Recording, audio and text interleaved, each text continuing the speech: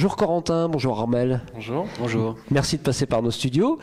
Vous formez le duo Water Babies. Je me suis toujours posé la question, d'où ce titre? Allez Corentin. Water Babies, donc c'est le nom. C'était le nom d'un album de Miles Davis qui est sorti bien après son enregistrement, qui réunit deux sessions distinctes, les lendemains et surlendemains, je crois, de l'enregistrement de Nefertiti en 69. Et quelques années plus tard, en 71, déjà pendant la période électrique. Donc voilà, donc c'était un petit clin d'œil au fait que c'est un album qu'on aime chacun beaucoup et qui, de manière un petit peu symbolique, réunit l'univers acoustique de Miles Davis et sa période plus électrique, ce qui est un petit peu en fait ce qu'on fait nous dans notre format de duo, c'est-à-dire réunir des instruments à la fois acoustiques et électroniques dans un même groupe, dans une même esthétique. Armel, comment est né ce duo? Comment vous vous êtes rencontrés, si j'ose dire? Alors on a été recommandés l'un à l'autre par celui qui était mon professeur de jazz au Conservatoire de Nantes, qui s'appelle Jean-Marie Bellec et qui avait au cours d'une audition écouté Corentin. Voilà, c'était pour ton prix. Et il en avait dit le plus grand bien, et donc du coup, comme Corentin montait à Paris à ce moment-là, il lui a dit bah tiens, appelle un de mes anciens élèves qui est Armel, et voilà. Et on s'est retrouvés quelques mois plus tard, un peu par hasard, au Sunside pour faire une jam. Et voilà, c'était la première fois qu'on se rencontrait, qu'on jouait ensemble. Par la suite, il y a eu d'autres aventures, enregistrement de maquettes ou de petits trucs pour des concours, enfin bref, voilà. Et puis, bon an, mal an, on s'est trouvé à avoir envie de jouer à deux. En fait, c'était vraiment monté pour le concours de Jazz à Vienne, le tremplin Rezzo, qu'on a gagné donc il y a 1 an, jour pour jour.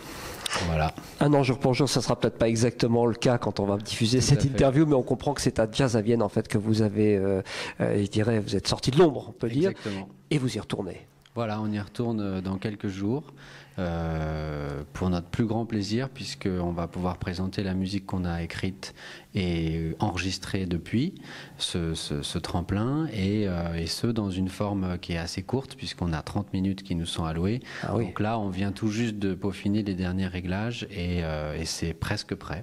Voilà. Parlons-en de ces réglages, Corentin, justement. En quoi va consister cette musique? Qu'est-ce qu'on va pouvoir entendre dans ce nouveau duo? Alors à Vienne, on s'est arrangé pour raccourcir un petit peu le disque en fait et le jouer en substance sur 30 minutes au lieu de 45, en ajoutant quelques nouveautés, quelques compositions qui sont arrivées par la suite qu'on n'avait pas encore au moment de l'enregistrement de l'album. Voilà, ça va être un format assez condensé, assez court, sans trop de pauses, une demi-heure de musique en essayant de garder un fil conducteur. On laissera les gens qui sont là en juger, et peut-être par la suite, si des vidéos circulent, ils pourront voir ça. On a essayé de constituer un set cohérent. Voilà, avec une idée mélodique, harmonique qui unifie la pièce en essayant de faire un esprit de pièce. Voilà, pas de pause, pas d'interruption entre les morceaux, c'est vraiment Si, peut-être quand même. On dira quelques mots, mais on va essayer. Si on a 30 minutes, ça passe très vite, on va essayer d'en profiter le plus possible. Comment est-ce que vous caractérisez la musique de votre duo Water Babies À la base, c'est quand même du jazz, mais c'est vrai que l'influence électro est très présente. Donc notre cher Benjamin Tanguy, qui est un des membres de Jazz à Vienne, nous a baptisé Electro Jazz Groove. Voilà. Electro Jazz Groove. Electro Jazz Groove. C'est pas mal trouvé. Oui, c'est bien parce que l'électro, il y en a, puisqu'il y a des claviers, il y a de l'ordi. Jazz, parce qu'on est des musiciens de jazz, on improvise, c'est un constant dialogue.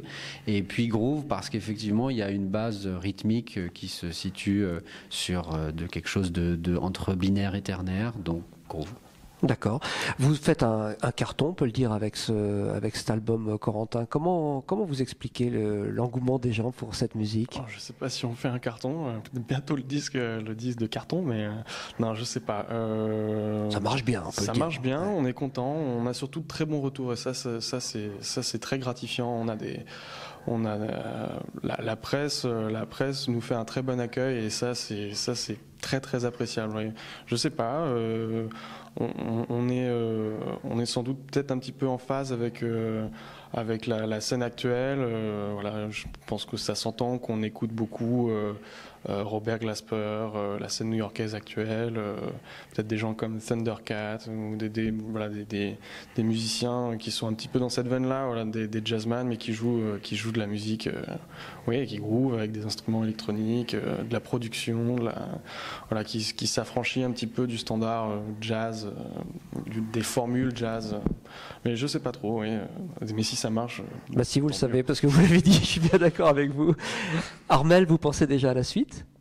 Non, en fait, on est vraiment dans le présent, c'est-à-dire que la suite avec Water Babies, j'entends. Oui, bien sûr, mais non, en fait, une suite, il y en aura forcément puisque ce groupe existe, donc il est amené à avoir une suite, mais on est concentré sur ce set parce que pour enregistrer le disque, comme vient de le dire Corentin, on a eu recours à la production, c'est-à-dire à de l'enregistrement en re-recording, et pour transformer ça de manière la plus efficace sur scène, il faut trouver le moyen comment dire, on a des outils, donc des synthés, un ordi, etc. Mais il faut trouver la manière la plus interactive possible de s'en servir, à savoir que si on appuie au début du concert sur play et que tout se déroule sans que finalement on fasse grand chose, c'est pas très marrant. À l'inverse, si on doit tout gérer, c'est pas possible parce qu'on n'est que deux et on n'a que 2 mains chacun. Donc il faut trouver un entre-deux entre tout ça, et c'est ce sur quoi on travaille. Et je pense que là, par exemple, la perspective de Vienne, c'est une super chose parce que on a monté un live de 1h15 et là on doit faire quelque chose de 30 minutes. Donc il faut un peu couper les petits bouts qui entre guillemets seraient un peu moins efficaces, etc. Donc c'est surtout une quête d'efficacité. Et moi, je suis très content qu'on ait plein de formats comme ça, de 1h, 3/4 d'heure. Quand on joue en club, par exemple, on va jouer à Lyon, il faut faire 3 sets de 3/4 d'heure. Donc là, en fait, à quoi on fait appel au standard, tout simplement, qu'on va water-babiser. Et voilà, et c'est tout bête. Et après, évidemment, on espère que ça va nous donner de nouvelles idées pour composer. Comme vous l'avez dit à l'instant, il y a un retour très positif de la presse et puis des gens en général, ce qui fait que c'est très encourageant justement pour poursuivre. C'est-à-dire qu'on se dit pas, de toute façon, ce qu'on fait, ça sert à rien, donc on arrête. Non, au contraire, on a envie d'avancer, mais on met pas la charrue avant les bœufs, quoi.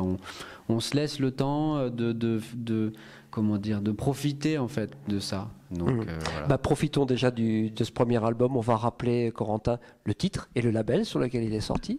Alors, le disque s'appelle Inner Island et il est sorti chez le label Naïve. Merci beaucoup à tous les deux. Avec plaisir.